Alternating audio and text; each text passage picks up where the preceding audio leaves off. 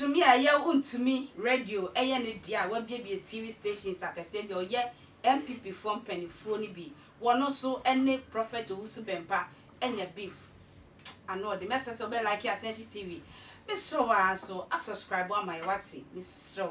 subscribers no ehu nya ye pa mo subscribe my na adwuma no enkoso eye chema Wontumi se so wo hwe MPP amanyo no so wo hwe MPP ekuo party na da ho na ekuo na kasa no blood party Mr. so dey comment be ba ye kama o se MPP kuo no blood party moja party sana ye from ekuo no enti prophet Owusu Bempah wanya kwanya wako gina Mahama so se wo bompan ama no na Mahama be wi ne papa wono opa kire wo se 2016 na abato no koso no kra ne ba firi mu wuye papa Wontumi na ye ka ne ba wuye opese obi sa wo se enti na ne ba wuye pacho chema Wontumi se nsem wo panti se prophet Owusu Bempah kakro be dinti no ye no ho se wo obegu MPP fo ani masina me ni mu aye se no so de ndom ya ende wono so gya na fidie se wo be kese o ma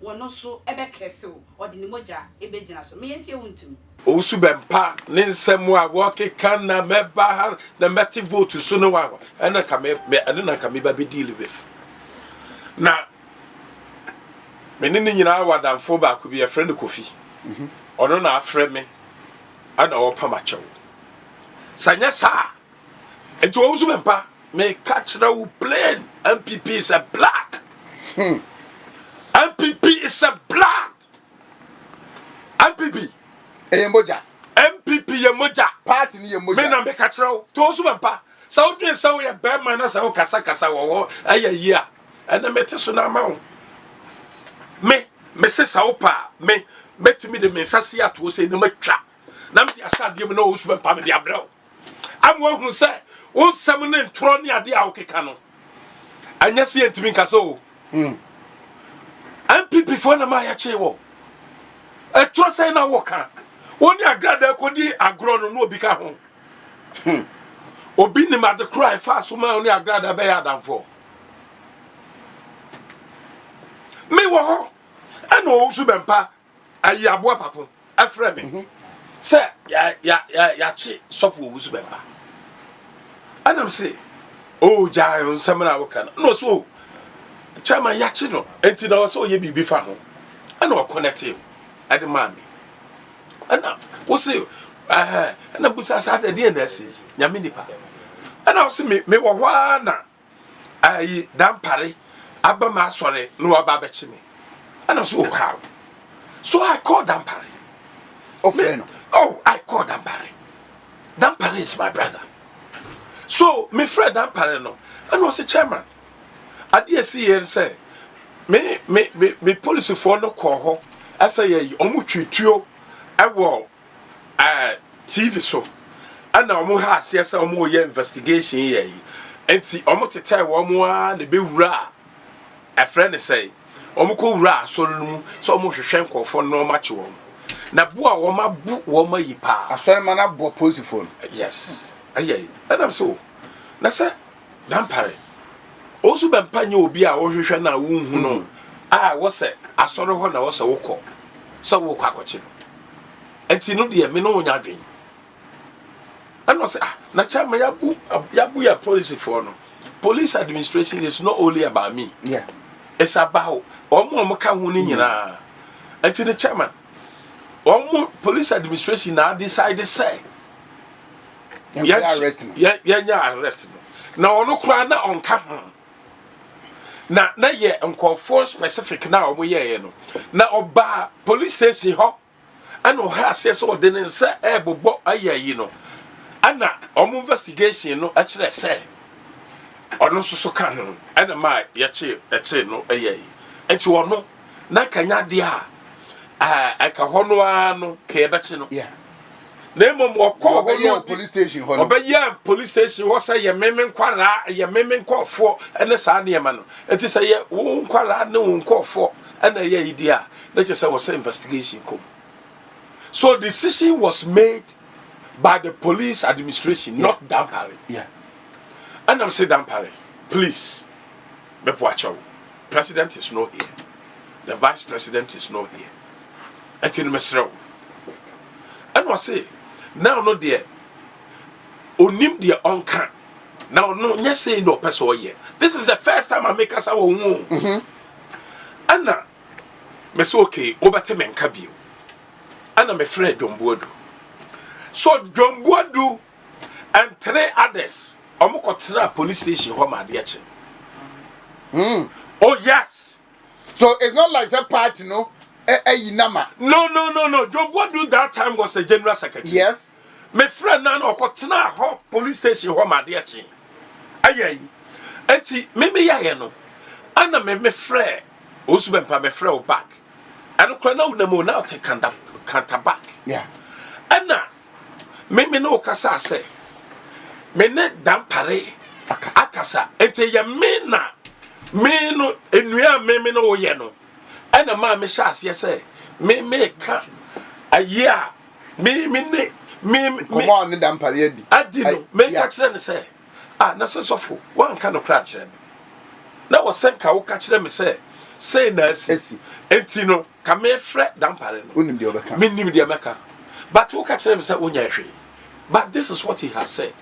The adro ya yi de and ye frɛ asofo Victor so no so mfa no enso so entry ono so de eye because ono so ne dampare aye enti sofo Victor me ne sofo Victor anko kasa sofo Victor tan ya aba ya yi nyina aha na gina wu aha na gina because Victor me ne di sofo yes. Enti one is of Victor. No na ya sofo. Aye. Enti wo kwa mejubosa. Me kwa mejubosa. Na ya sofo. Aye. Enti Victor no ye my personal friend to say the Owusu Bempah. And so one is of Victor da. Anya na. Enti na Victor asem no say me ka ya yi pa. Me ti me ka no. Say the wo se me sika because me nim no. Enti nyasa me friend Victor and a year you. I am me best or Owusu Bempah no Owusu Bempah no. Mon koma minimidi and a me so justice say.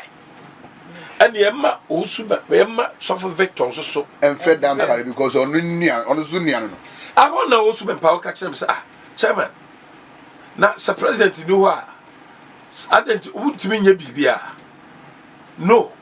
I didn't know was a friend, me junior pastor. And I say baby a drone and yet your high and your low. I didn't know also a friend Victor or yet Nakwala. Yes. As some more kind, yes. This is exactly what he said. I didn't and was our friend Victor or no yet Nakwala say or no friend a ye. Dampariman. It is a me yet Emma Damparinina. And I'm saying it's not like that. Ghana, we have a police state. What I say, we have a police state. And I also know want to make us an so I called back. And was it Minya? I can't you know. I police administration, no, and I take a decision. And I take a decision. And I take a and I take a decision. I felt would the dampare betu at Tankruam. Damparing yet, a whole dinner. It's from that day. Damparing ye dampare. Na osimunino. Any dampare. At the last 2 weeks, me no that be ansan omubeye, you know, omubeye sofo, omubeye sia sofo ye. Yeah. 2 days before ye. And Owusu Bempah, and as Owusu Bempah sa frame me because Owusu Bempah me na ko prepare. I don't know why I'm a home boy and a meme for boy. And see ye name ya home free and qualabrim. I know no baby frame. Or frame me no say or soft ginasso. And see yan and cassa. And your house, yes, and they suffer bay.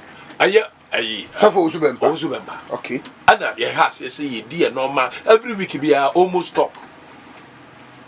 Every week we almost talk. So we find out strategies upon strategies. I know dear, and ya dear me babeka. What I say, I know dear, me babeka. But dear, I'm a maker once somewhere, I'm a me ye, you say. As a nipa bi be yet to say and your no one to be winning. It's not true. Next part, I'm a debate mono, Chema Wontumi a be in Semnimu ye. No Simo Owusu Bempah no sa Jemaya without on NPP ain't mean function. No kwane bewu na so still da so the party nechi. It's not true. Obi akwaka. Maybe the TV5, Radio 5, online newspapers. Do you know how much we spend a day? Do you know? 2016, 2 months to election, to say, and I'm a babu here.